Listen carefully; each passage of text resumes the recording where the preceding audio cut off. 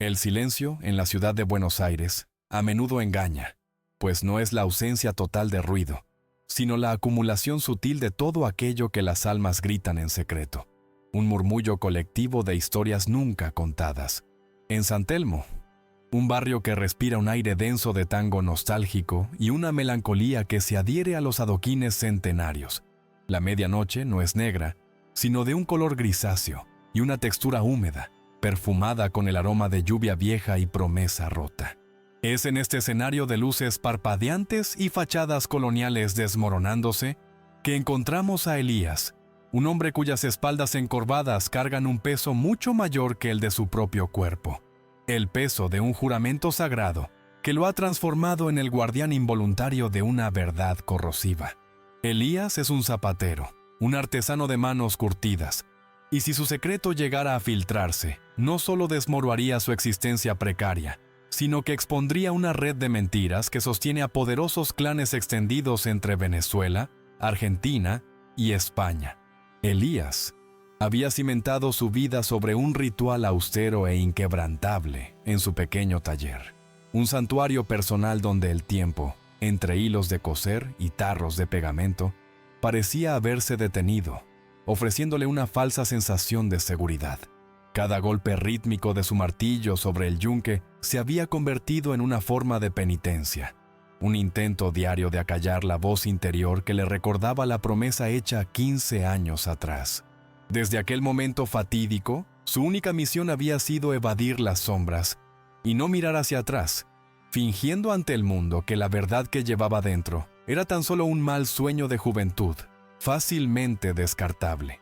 Sin embargo, hay noches crueles, en las que la luna se niega a aparecer en el cielo, y bajo esa oscuridad absoluta, el peso de la culpa y las deudas morales pendientes se magnifican, obligando a Elías a revivir la escena donde una voz suplicante le pedía piedad y silencio. ¿Estás preparado para la explosión de esta verdad? Para no perderte el momento en que el secreto de Elías salga a la luz y descubrir qué clanes caerán, considera suscribirte ahora y activa la campana. La verdad más peligrosa se esconde donde menos la esperamos. La carga que define su tormento existencial es una carta, un documento casi tan frágil como el papel de arroz, amarillenta por el paso de los años y las lágrimas derramadas, que detalla la intrincada manipulación orquestada por la poderosísima familia Mendoza, una élite caraqueña con tentáculos financieros en todo el continente, para encubrir un asesinato político de alto perfil. Elías, en aquel entonces un joven inmigrante en la Caracas de los 90, desesperado y sin papeles, se encontró, sin querer, como testigo crucial del crimen, un detalle insignificante que lo elevó al cargo de depositario de la verdad. La víctima, un idealista periodista uruguayo, tuvo la lucidez de esconder la evidencia en el lugar más inverosímil, camuflada dentro de la suela de un zapato que Elías debía reparar. Aquel zapato se convirtió, para Elías, en un cofre silencioso y pesado, su único vínculo tangible con un pasado que la oligarquía venezolana y sus socios latinoamericanos estaban desesperados por erradicar de la memoria colectiva a cualquier costo. Esta carta no es meramente un papel viejo, es un detonador emocional con el potencial de explotar en el corazón de un continente que ha presenciado demasiados crímenes impunes, una evidencia que, si es expuesta, podría redefinir la historia reciente de una nación entera. Por eso, el artesano vive bajo la constante amenaza de ser descubierto, sabiendo que su oficio de reparación de objetos se ha transformado en la custodia de la verdad más peligrosa. ¿Qué hará Elías cuando la familia Mendoza pise San Telmo? Si te intriga el destino del zapatero y esta verdad corrosiva, ¿te gustaría que continuara la historia para saber qué sucede después? El año es 2005.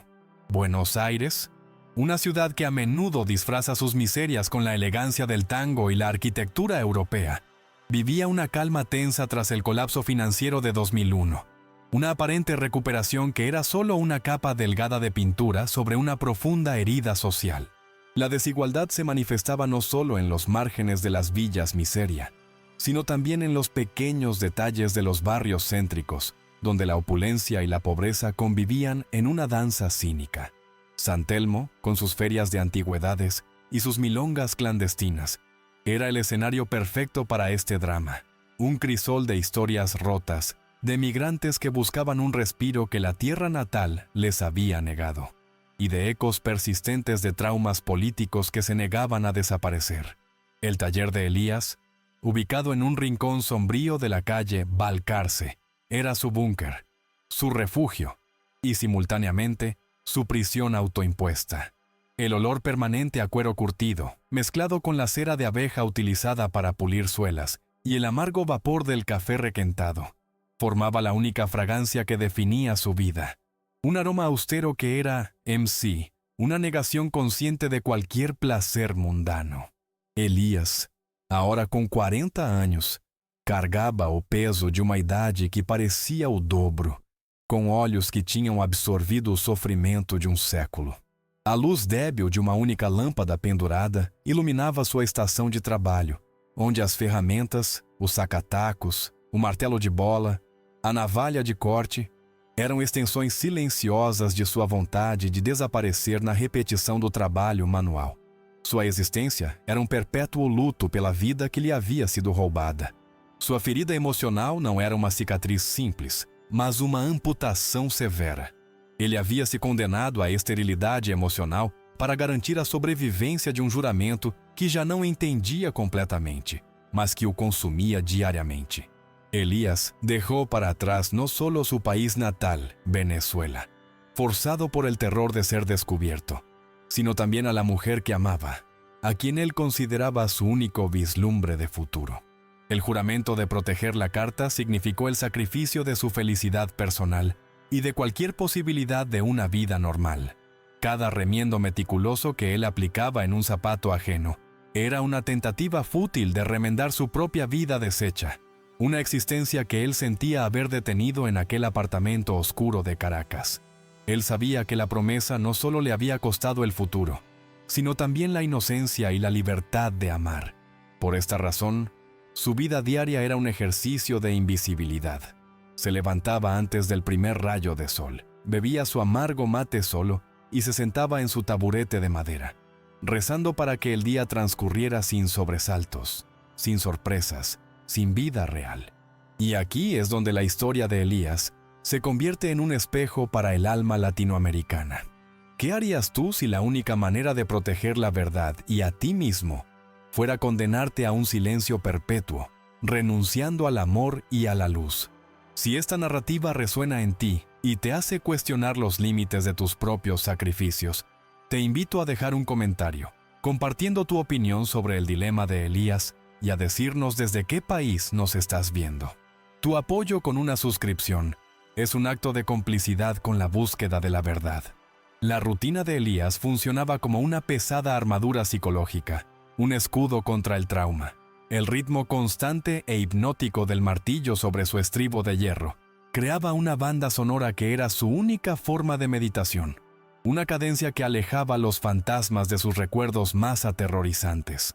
A diferencia de otros inmigrantes que se aferraban a la nostalgia ruidosa y a las constantes llamadas a casa, Elías había cortado todo lazo, transformándose en un hombre sin pasado para el mundo exterior. Para el vecindario, él era solo un zapatero silencioso, eficiente, sin ambiciones ni historia.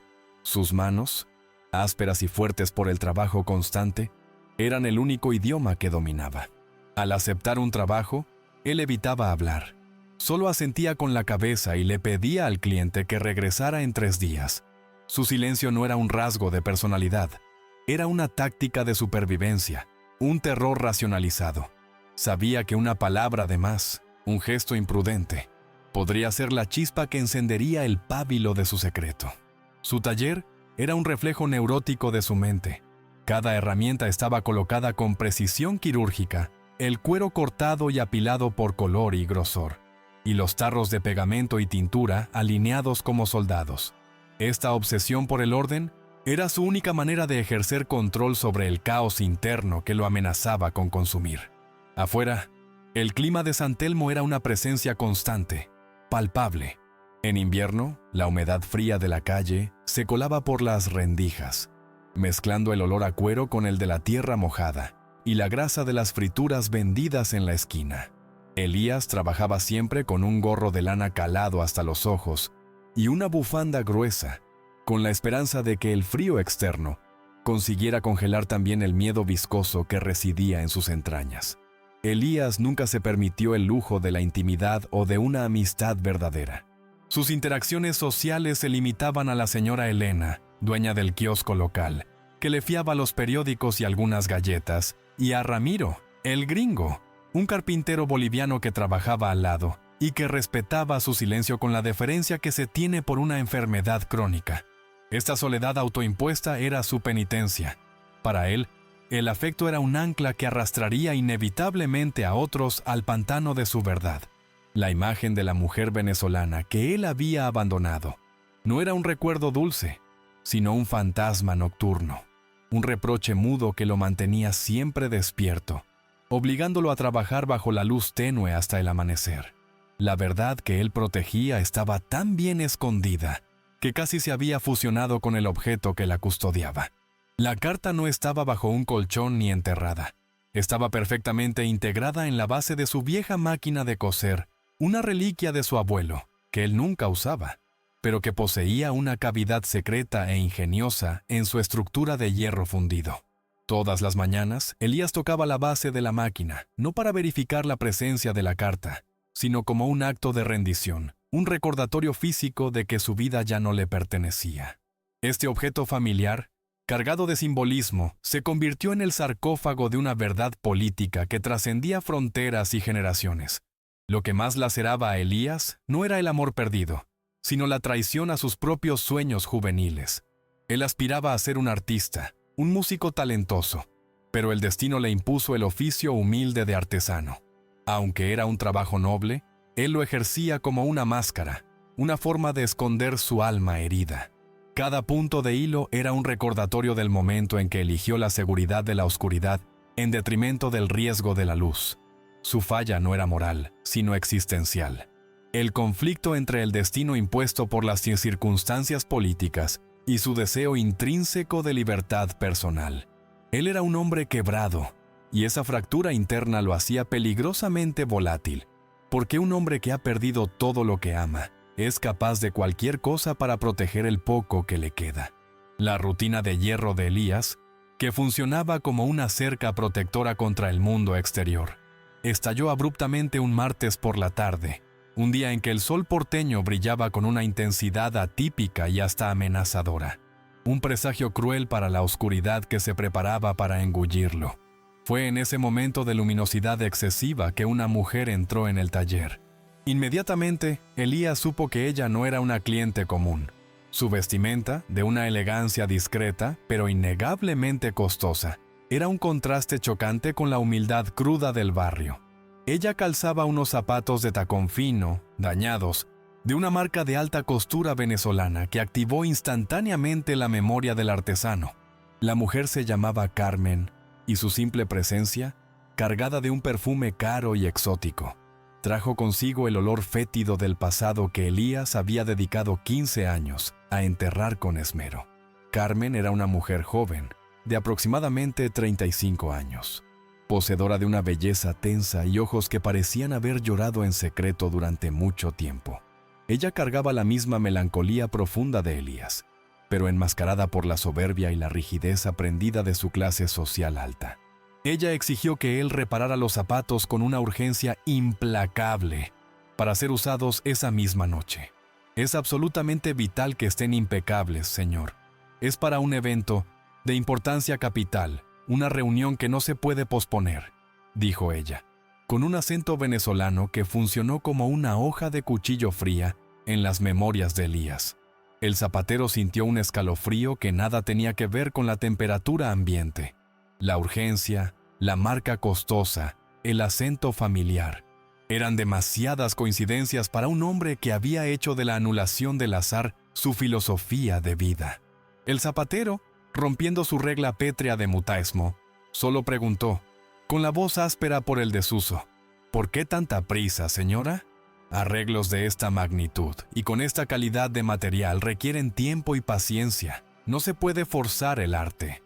Ella lo miró con una mezcla de impaciencia y una vulnerabilidad sorprendente. que desmentía su fachada de dama de sociedad. «Porque si no los tengo, no podré asistir», respondió ella, bajando la voz a un susurro casi inaudible. «Y si yo falto, mi hermano, él se verá involucrado en problemas muy serios, problemas que pueden costarle mucho más que dinero, quizás la libertad». La mención inmediata al hermano sonó como una primera alarma en la mente de Elías. Un problema serio, un evento importante. En su universo de secretos, esas palabras no eran triviales, sino códigos de una conspiración que estaba siendo reactivada, y él estaba siendo arrastrado hacia el centro de ella. Elías sintió la obligación abrumadora de rehusar el trabajo, de enviarla lejos, de proteger el muro de anonimato que había construido con tanto esfuerzo y sacrificio. Pero algo en el mirar de Carmen, un destello de miedo tan genuino como el suyo, lo detuvo en seco. Era una súplica silenciosa, y él reconoció en ella una resonancia con la mujer que había perdido. Una oportunidad sutil de, quizás, redimirse ayudando a alguien que parecía tan desesperada como él. A pesar de su riqueza, aceptó el encargo con un asentimiento seco y brusco, evitando el contacto visual, concentrándose solo en las herramientas que manipularía. Ella, visiblemente aliviada, prometió pagar una suma exorbitante por la rapidez, el doble de la tarifa habitual. Pero Elías ni siquiera registró la oferta, ya que su mente estaba enfocada en el riesgo inminente. En cuanto Carmen se retiró, el silencio regresó al taller, pero ya no era un silencio protector. Era pesado, cargado de una expectativa aterradora que vibraba en el aire. Elías se acercó a los zapatos. Eran de piel de serpiente, extremadamente delicados y caros, hechos para el espectáculo. Al examinarlos bajo la luz débil, notó que el tacón izquierdo estaba sutilmente flojo, despegado de la base de manera casi imperceptible. Al desmontarlo con sus herramientas, encontró algo diminuto, duro y meticulosamente escondido entre la base de madera y la capa interna de cuero. No era la carta, pero su corazón dio un vuelco violento en el pecho. Era una pequeña tarjeta de memoria, un pendrive minúsculo, hábilmente camuflado en la estructura del tacón. La revelación fue acompañada de una certeza fría e ineludible. Su pasado no solo había regresado, sino que lo había hecho con una fuerza y una sofisticación tecnológicas mucho mayores. El zapato, ese objeto cotidiano, se había transformado una vez más en un mensajero peligroso, un cofre de verdades enterradas que él no podía ya ignorar. Elías sintió la sangre helarse en sus venas. Carmen no era simplemente una mujer rica, apurada. Ella era un eslabón vital en la cadena, y él, al aceptar el arreglo, se había conectado inevitablemente a una red de conspiración que emanaba directamente de las esferas de poder que él más temía. El miedo físico, ese nudo paralizante en el estómago que no sentía hacía 15 años, regresó con una potencia avasalladora. Supo, con claridad brutal, que al tocar ese pendrive, había roto su promesa de invisibilidad para siempre. La rutina, su armadura de años, había sido hecha pedazos. La única forma de protegerse ahora no era el silencio y la inactividad, sino la acción cautelosa. El objeto, escondido con tanta maestría, solo podía ser el complemento o la actualización de la verdad que él guardaba en la máquina de coser. Elías sintió la necesidad urgente de aislarse para examinar su contenido, pero sabía que, a partir de ese momento, cada sombra en la calle Balcarce podría ser un par de ojos observándolo, esperando que cometiera el primer y fatal error. Él estaba ahora, lo quisiera o no, de nuevo en el peligroso juego. Elías tomó el minúsculo pendrive con la misma delicadeza de quien manipula un objeto explosivo, sabiendo que su tamaño diminuto desmentía la inmensidad del peligro que contenía. La primera oleada de pánico fue casi física, una náusea intensa que le suplicaba arrojarlo al riachuelo, deseando librarse del objeto y regresar a su cómoda oscuridad. No obstante, el mismo juramento de proteger la verdad, aquel que lo había condenado a 15 años de exilio autoimpuesto, lo ató. La verdad merece ser revelada, Elías. La voz del periodista moribundo resonó en su memoria, más potente que nunca. El zapatero tenía la certeza de que, si Carmen estaba involucrada, la poderosa red que buscaba esa verdad debía estar muy cerca, tejiendo sus hilos de vigilancia por todo Buenos Aires. La ciudad que fuera su santuario se había transformado, de repente, en un vasto e impredecible campo minado. Se encerró en el pequeño altillo que servía de dormitorio, encendiendo una vieja lámpara de querosene para evitar usar la luz eléctrica. Un gesto paranoico, pero esencial para un hombre que había aprendido a desconfiar de cualquier tecnología conectada. Con las manos temblorosas, conectó el dispositivo a un laptop antiguo, sin conexión a Internet, que guardaba para contabilidades básicas. Lo que encontró fue un río caudaloso de datos cifrados, diagramas complejos de flujo de dinero y, lo más aterrador, una serie de fotografías que mostraban reuniones secretas entre altos funcionarios gubernamentales venezolanos y argentinos. La revelación no estaba solo en el contenido, sino en la extrema sofisticación de la información. No se trataba únicamente de un asesinato político, sino de una compleja trama de corrupción transnacional que usaba empresas de energía como fachada y lavaba miles de millones a través de holdings en Uruguay y España. El secreto era ahora mucho más grande, alcanzando esferas que superaban por mucho su capacidad de protección. Elías sintió la presión esmagadora. Su lucha ya no era contra una memoria espectral, sino contra una organización viva, poderosa y multifacética, con recursos ilimitados para eliminar cualquier obstáculo. Desmontó la máquina de coser, recuperó la carta original y comparó el estilo de cifrado. Aunque la tecnología había avanzado, el código base era idéntico, la firma inconfundible de la familia Mendoza, los oligarcas de Caracas que habían orquestado el encubrimiento inicial. Esto confirmaba la conexión. Carmen, o quien la había enviado, operaba bajo el auspicio o la amenaza de la misma gente que él había pasado la vida entera evitando. La ligazón era fatal. El pendrive era la continuación digital de la verdad contenida en su carta de papel. Los días siguientes se convirtieron en un ejercicio extenuante de paranoia controlada. Elías alteró drásticamente sus rutinas. Cambiaba la hora en que bebía su mate, tomaba rutas diferentes para ir al mercado y, lo más vital, comenzó a examinar los zapatos de todos sus clientes con una lupa de joyero, buscando otros signos, otros mensajes. El silencio protector de su taller se había roto. Ahora, cada crujido de la madera, cada bocina en la calle, era un enemigo potencial. La fragilidad de su existencia se hizo palpable. Una noche fría, mientras remendaba una bota, juró escuchar el ruido de un obturador fotográfico al otro lado de la calle.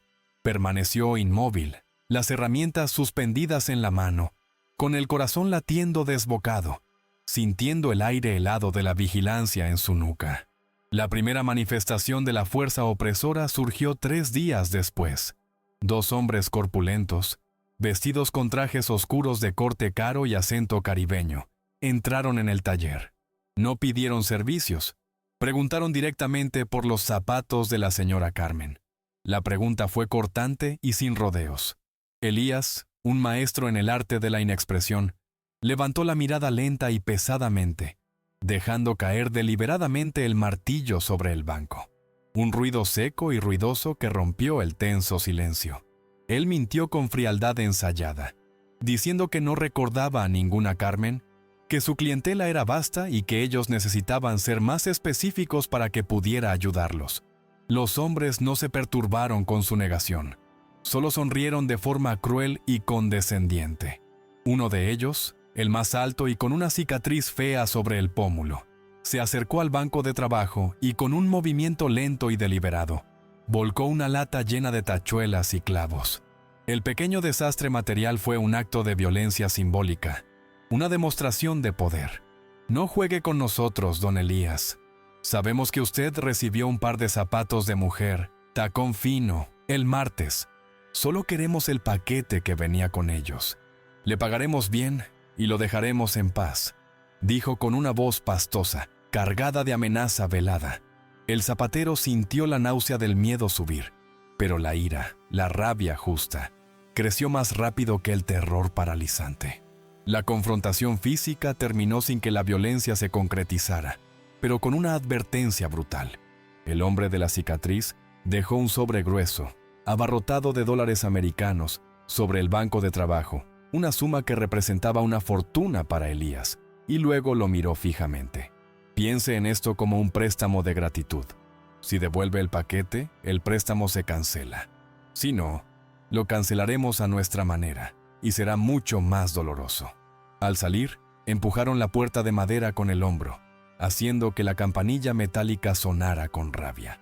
Elías se quedó solo en el taller, el olor a dinero sucio y temor flotando en el aire.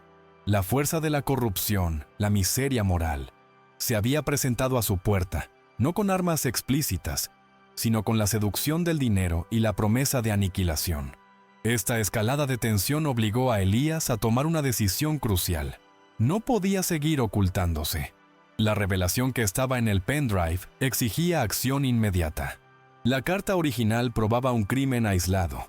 El pendrive probaba toda la red que lo encubría, incluyendo detalles de cómo funcionaban. Necesitaba descifrar el resto de la información. Elías no era un hacker. Su universo era el cuero y el hilo. Necesitaba ayuda, lo que significaba romper su juramento más sagrado de soledad. La única persona en toda la ciudad que quizás podría auxiliarlo era Ramiro, el gringo, el carpintero boliviano del lado, un hombre igualmente reservado que, según susurros en el barrio, había sido un exiliado político de alta peligrosidad. El riesgo de involucrarlo era inmenso, pero el riesgo de no hacerlo era la muerte de la verdad que cargaba. El destino lo había forzado a tejer una alianza frágil con el único hombre que había respetado su silencio por años. La verdad estaba llamando a su puerta, y él no tenía cómo esconderse más. Elías esperó pacientemente hasta que el último candeeiro de la calle Balcarce se apagó, dejando la zona en una penumbra cómplice y controlada, antes de dirigirse al taller de Ramiro. El carpintero, a quien todos llamaban simplemente el gringo, estaba concentrado en el acabado de una silla de cedro en su taller. La luz amarillenta de su lámpara caía sobre el fino acerrín dorado, creando un ambiente de trabajo que era extrañamente acogedor, contrastando de forma brutal con la tensión fría que emanaba de Elías. El zapatero no necesitó de palabras para iniciar la conversación. Simplemente deslizó el pequeño pendrive sobre la bancada de Ramiro, justo al lado de una garlopa de carpintero. Un contraste violento entre la fragilidad de la tecnología secreta y la nobleza del trabajo manual. Ramiro levantó los ojos, oscuros y profundos, y leyó el desespero silencioso en el rostro de Elías antes siquiera de mirar el objeto. «Esto no es un trabajo de carpintería, Elías», dijo Ramiro con un acento andino que confirmaba su pasado complejo, sin siquiera interrumpir el movimiento rítmico de lijar la madera. Su tono era grave y desprovisto de sorpresa, como si hubiera estado aguardando ese momento de revelación durante años. Se permitió una única pausa, un suspiro pesado.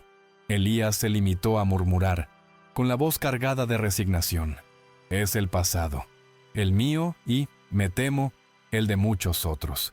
La respuesta de Ramiro fue un asentimiento sutil, una confirmación implícita de que él también cargaba las cicatrices de un pasado político oculto. Hizo una pausa deliberada, dejó la herramienta y se limpió las manos llenas de polvo en el delantal de cuero. El silencio que siguió no fue de incomodidad, sino la confirmación de una alianza no verbal, una aceptación mutua del riesgo inminente. Ramiro examinó el pendrive con una curiosidad técnica, casi científica. Él también poseía un ordenador antiguo sin conexión a Internet, escondido bajo montones de retazos de madera, un aparato que usaba para estudios de diseño. Trabajaron codo con codo en absoluto silencio. Dos sombras encorvadas sobre el brillo azulado de una pantalla que vomitaba líneas incesantes de código cifrado. Después de varias horas agotadoras de intentos técnicos, Ramiro finalmente consiguió romper la capa inicial de protección. Lo que se reveló no fueron solo documentos, sino también una serie de archivos de audio. Y crucialmente, un diario de navegación digital que rastreaba los movimientos de transacciones financieras de la familia Mendoza en los últimos 5 años a través de múltiples países. La gran revelación para Elías no fue la identidad de los conspiradores, que él ya conocía, sino la dimensión cruel de su método. El sistema era tan ingenioso como cruel. Estaban utilizando una red compleja de orfanatos y fundaciones de caridad en áreas estratégicas de Argentina y Uruguay, como fachada perfecta para el gigantesco esquema de lavado de dinero proveniente de los sobornos energéticos. Al abrir uno de los archivos de audio, una voz femenina, joven y sorprendentemente clara, llenó el pequeño espacio del taller. Era la voz de la esposa del periodista uruguayo asesinado en Caracas, la víctima original. El audio, grabado años después del crimen, era una súplica desesperada, una conversación telefónica codificada donde ella amenazaba con publicar la verdad si los Mendoza no la ayudaban a localizar y recuperar a su hija. La niña, según la grabación, había sido colocada bajo la custodia de uno de los orfanatos, operados por la red de lavado en las afueras de Montevideo. Esta fue la conexión que redefinió por completo el conflicto moral de Elías. La lucha por la verdad ya no era solamente sobre justicia política o venganza por el pasado, sino sobre la vida física de una niña inocente. Elías sintió que el aire le faltaba en los pulmones. El secreto oculto, el papel que había guardado con tanto celo, se transformaba en un lazo de sangre y una responsabilidad inmediata. La catarsis emocional fue abrumadora. La certeza de que la promesa que lo había condenado se ligaba ahora directamente a la supervivencia de un ser inocente. Elías comprendió que su anonimato, que él consideraba su única defensa, había sido también una condena para otros.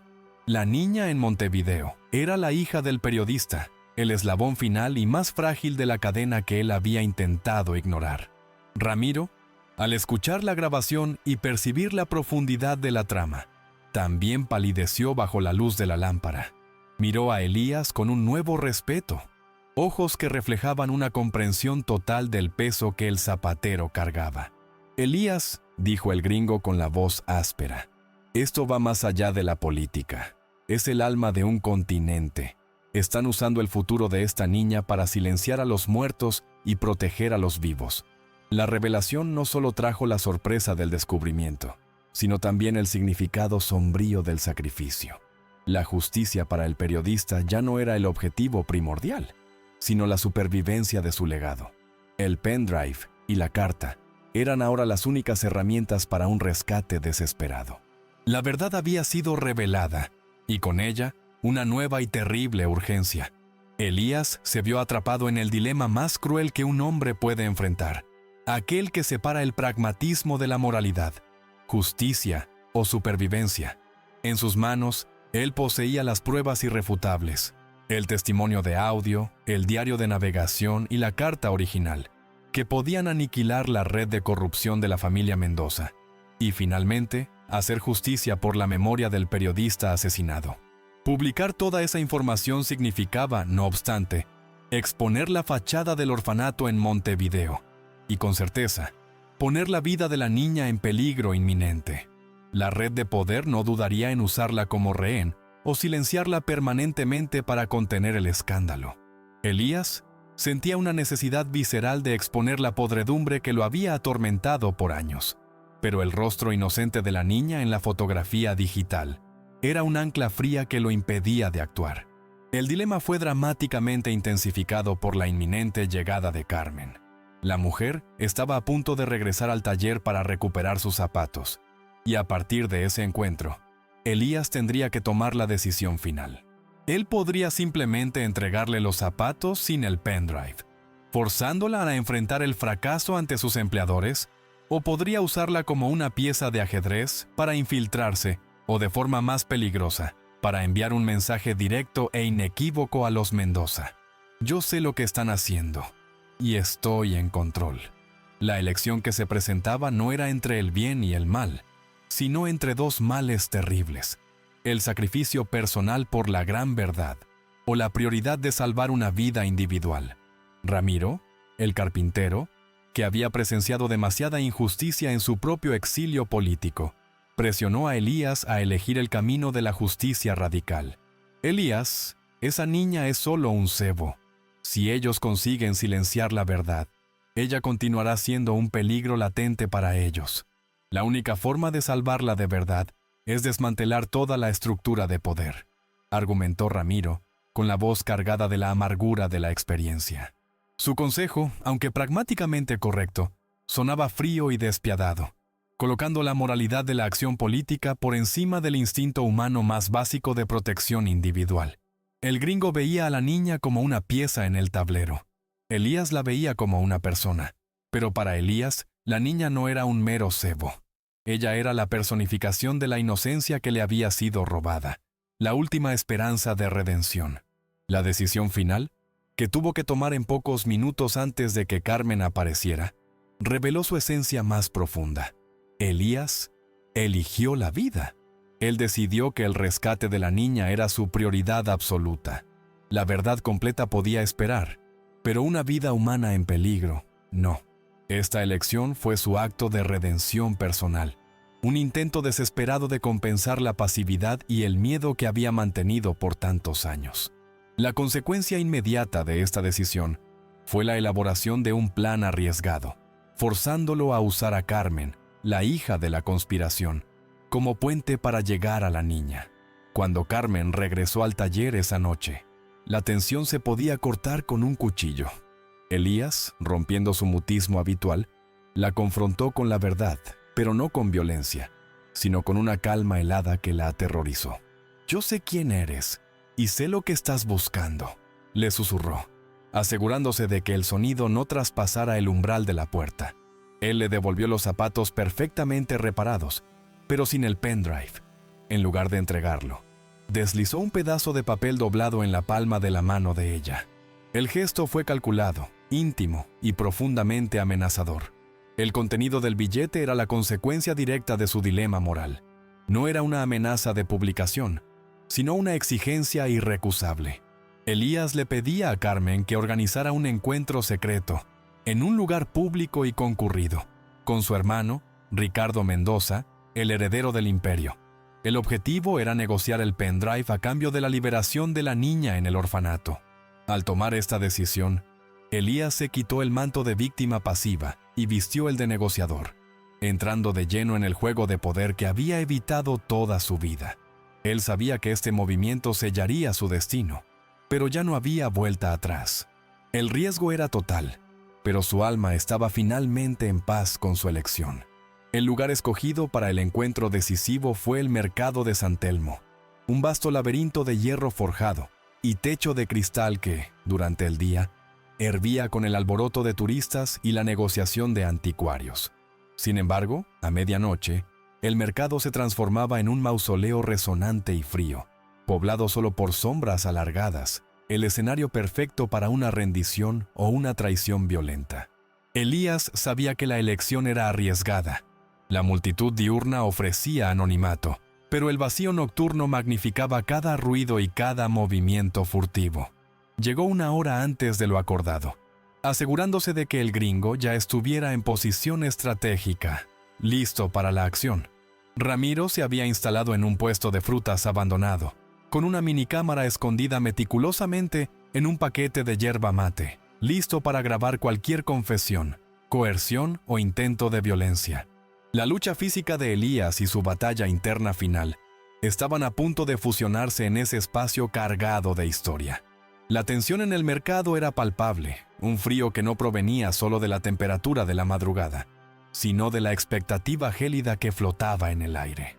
Elías se sentó en un banco de madera antiguo y crujiente, esperando al hermano de Carmen, Ricardo Mendoza, el principal arquitecto de la operación de lavado y heredero del imperio. En el bolsillo interior de su chaqueta, Elías llevaba el pendrive y en el otro, un revólver oxidado y anticuado que había heredado de su abuelo. Un arma que él jamás había disparado, pero cuya presencia era un talismán psicológico contra el terror paralizante. Esta dualidad, la fragilidad intrínseca del zapatero versus el potencial para la violencia del protector, era la manifestación física de su tormento interior.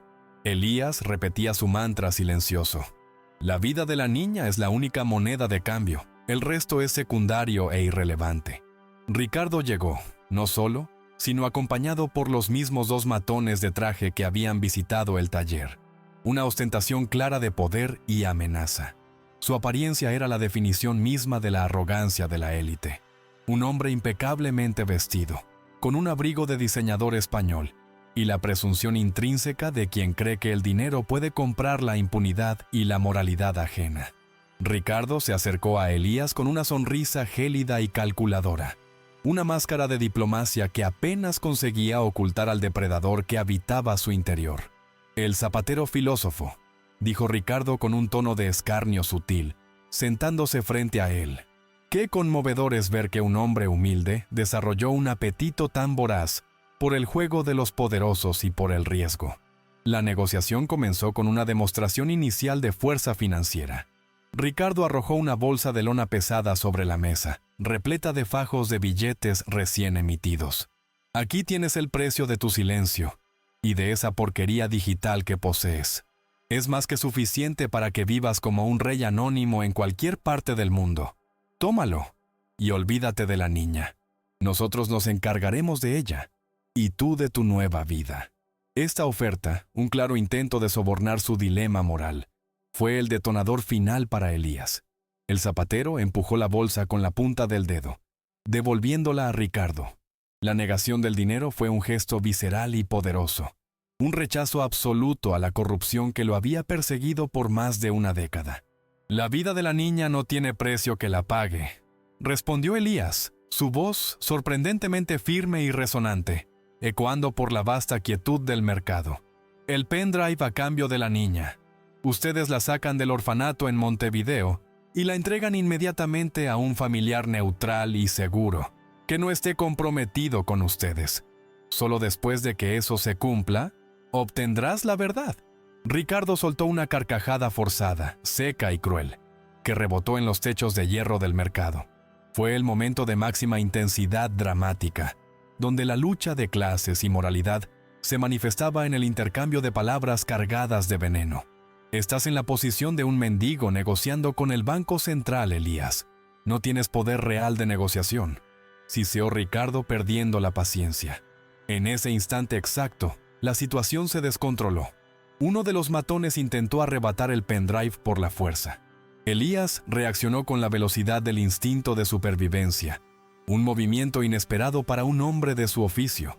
Su mano, entrenada para la precisión del martillo, golpeó el codo del agresor, y en un segundo de caos, el pendrive voló por el aire, cayendo y rodando bajo una de las pesadas bancadas de metal del mercado. La lucha interna de Elías cesó en ese instante. Se convirtió en un animal acorralado. La pelea que siguió fue brutal, desordenada y desesperada, lejos de cualquier coreografía elegante. Elías forcejeó contra los dos matones, usando la mesa de madera como escudo, su cuerpo delgado y fibroso moviéndose con la determinación feroz de quien lucha por algo mucho más grande que su propia vida. Ricardo, aturdido por la explosión de caos, gritaba órdenes incoherentes, pero el ambiente se había vuelto un borrón de sombras y violencia. El clímax no era solo un enfrentamiento físico, sino la liberación de toda la rabia y el miedo acumulados durante 15 años de silencio autoimpuesto y huida constante. Mientras se defendía, Elías logró sacar el revólver oxidado. El clic seco del gatillo al ser montado resonó en el silencio del mercado, un sonido que congeló la acción al instante. Ricardo, paralizado por el terror, levantó las manos en una rendición patética. En ese momento de calma tensa y mortal, Ramiro, el gringo, emergió de su escondite, con la minicámara en mano, todavía grabando. «Tenemos la confesión, Ricardo. Cada palabra, cada amenaza explícita, y la grabación del audio de la niña. Tu juego terminó». La aparición de Ramiro fue la victoria simbólica de la solidaridad sobre la opresión. La verdad, aunque incompleta en ese momento, había conquistado su momento crucial de dominio. Elías, en el momento culminante, no disparó. En el instante de máxima y gélida tensión, con el cañón oxidado apuntando directamente al corazón de Ricardo, el zapatero tomó la decisión que sellaría su verdadera transformación. La vida no era un bien para ser arrebatado, sino una oportunidad preciosa para ser salvada y protegida. Soltó el arma con un ruido metálico y sordo, un sonido que reverberó en el mercado como la última y solemne nota de una sinfonía trágica y culminada. Elías había ganado su batalla más crucial, la interna, la de su propia alma. La rendición de Ricardo en ese momento no fue un acto físico de debilidad, sino una derrota moral total. El gringo, con prontitud y experiencia, mostró su teléfono móvil, con el vídeo de la negociación grabado en su totalidad. La amenaza era clara, inmediata y poderosa. La grabación se haría pública en las próximas horas si no cooperaban de inmediato en el rescate de la menor. Ricardo, humillado en público y acorralado por su propia arrogancia, no tuvo más opción que ceder por completo. El desmantelamiento de la fachada de corrupción que utilizaba el orfanato como centro de lavado y la subsiguiente liberación de la niña se iniciaron esa misma madrugada.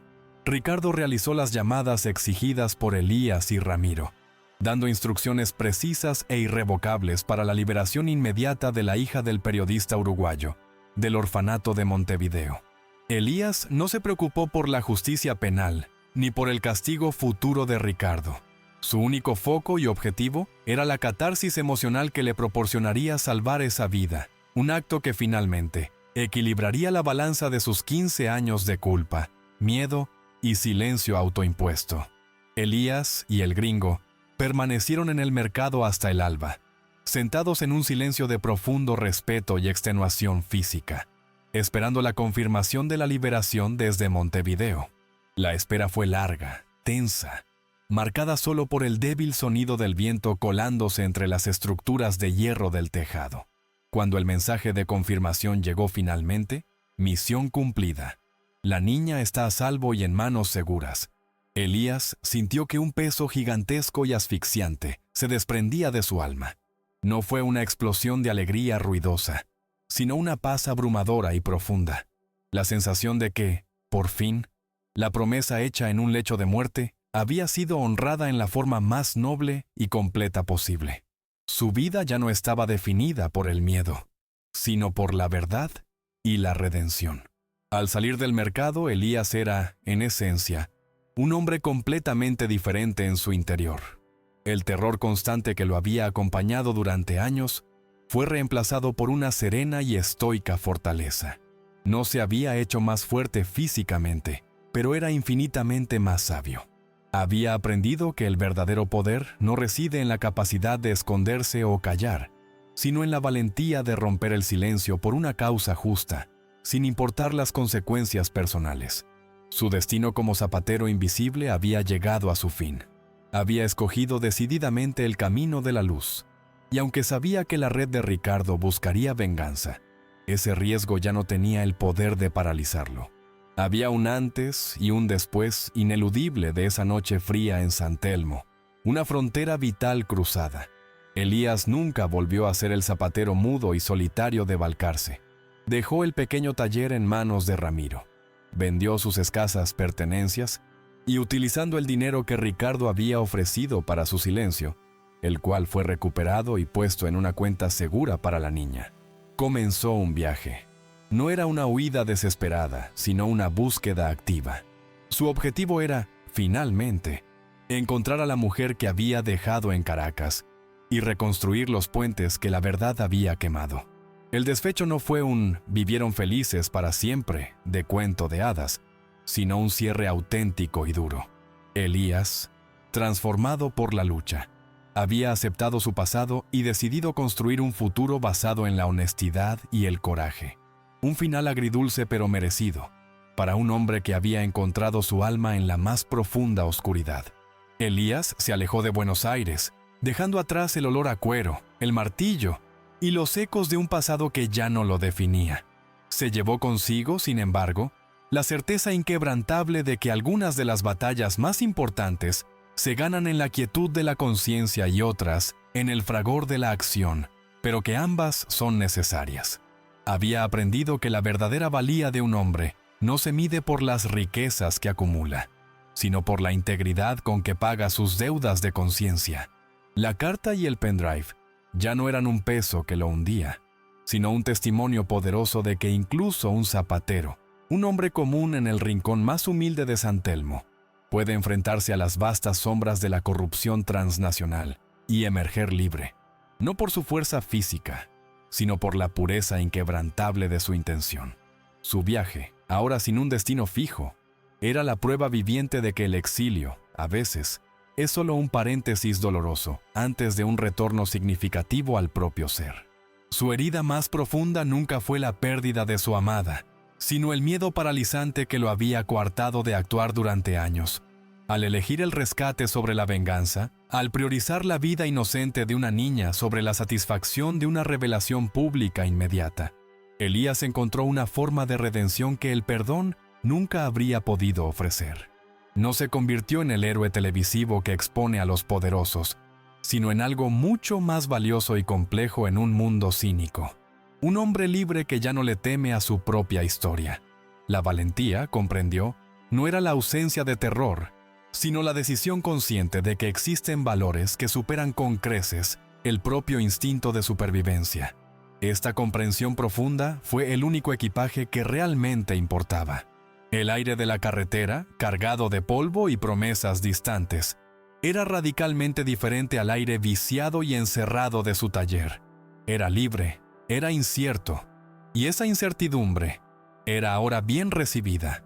La historia de Elías se convierte en un eco potente que resuena en la psique latinoamericana. El conflicto interminable entre el individuo moral y el sistema corrupto, entre la verdad enterrada por los años y la necesidad desesperada de paz. Es un recordatorio vivo de que debajo de cada piedra, dentro de la suela de cada zapato aparentemente insignificante, puede esconderse una verdad con el poder de alterar el destino colectivo. Y tal vez, al final, el verdadero destino de un continente no lo forjan los poderosos en sus cómodos despachos, sino los silencios rotos por los hombres comunes, armados apenas con su coraje, en la oscuridad de una medianoche.